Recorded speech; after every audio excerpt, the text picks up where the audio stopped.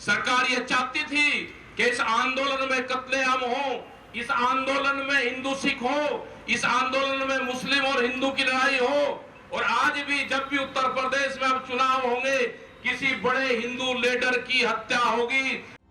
केंद्र के 3 कृषि कानूनों के खिलाफ 9 महीने से भी ज्यादा वक्त से आंदोलन कर रहे किसान नेता राकेश टिकैत ने हरियाणा के सिरसा में एक बार फिर बीजेपी और केंद्र सरकार पर निशाना साधा है।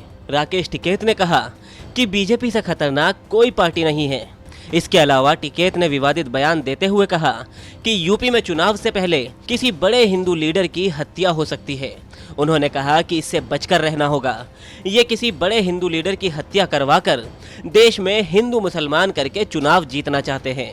सरकार ये चाहती थी कि इस आंदोलन में कत्लेआम हो, इस आंदोलन में हिंदू सिख हो, इस आंदोलन में मुस्लिम और हिंदू की लड़ाई हो। और आज भी जब भी उत्तर प्रदेश में अब चुनाव होंगे, किसी बड़े हिंदू लीडर की हत्या होगी। बच के रहना, जो हिंदू की बात करते हैं, ये आरएसएस के लोग आपकी हत्या करवाने का काम करेंगे। ये चुनाव को फिर हिंदू मुस्लिम उत्तर प्रदेश और उत्तराखंड में करवाएंगे। किसी बड़े हिंदू लीडर की हत्या करवा के ये चुनाव जीतना चाहते हैं।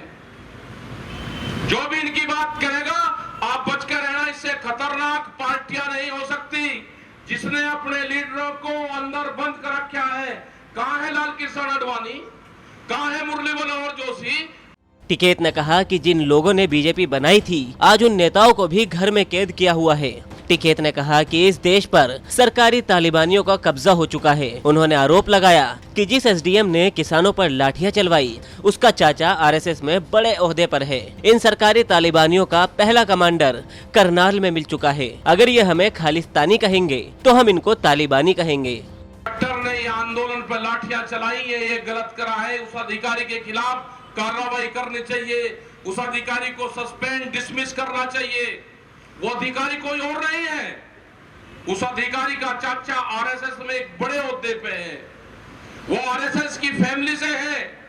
जो खट्टर है यहाँ का मुख्यमंत्री, वो भी आरएसएस की फैमिली से है। ये सरकारी तालिबान देश में घुस चुके हैं। ये सरकारी तालिबानों का पहला कमांडर करनाल की जमीन पे मिला है, आरएसएस का बंदा है और आईएएस अधिकारी बन चुका है। अगर हमको खालिस्तानी कहोगे तो हम आपको सरकारी तालिबानी कहेंगे। ये याद रख लेना यहाँ की सरकार।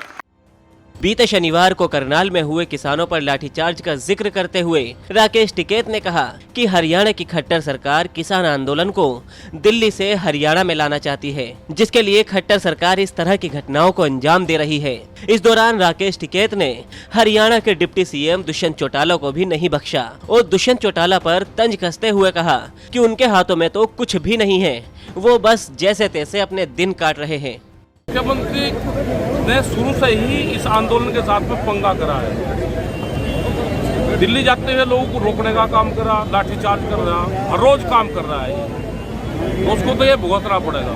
हाथ में दूसरे चौटाला के को हाथ में ले गया तो अपना दिन काट ले, यही है। उसकी भी फाइल फिल दबा के बैठे हैं। एक ईडी की वो नहीं झेल सकता। अपना काम कर लो, क्यों खामखा बीच इसमें बीच बना पड़े, वो अपना काम कर ले बस। राकेश टिकैत ने कहा कि प्रधानमंत्री नरेंद्र मोदी ने कहा था कि 2022 तक किसानों की आमदनी दोगुनी हो जाएगी, लेकिन ऐसा नहीं हुआ और न ही फसलें दोगुने रेट पर बिकी। इसके अलावा टिकैत ने सरकारी नीतियों पर सवाल उठाते हुए कहा कि सरकार ने अभी तक कुछ बनाने की जगह सब कुछ बेचने का काम किया है। पंजाब तक के लिए सिरसा से बलजीत सिंह की रिपोर्ट।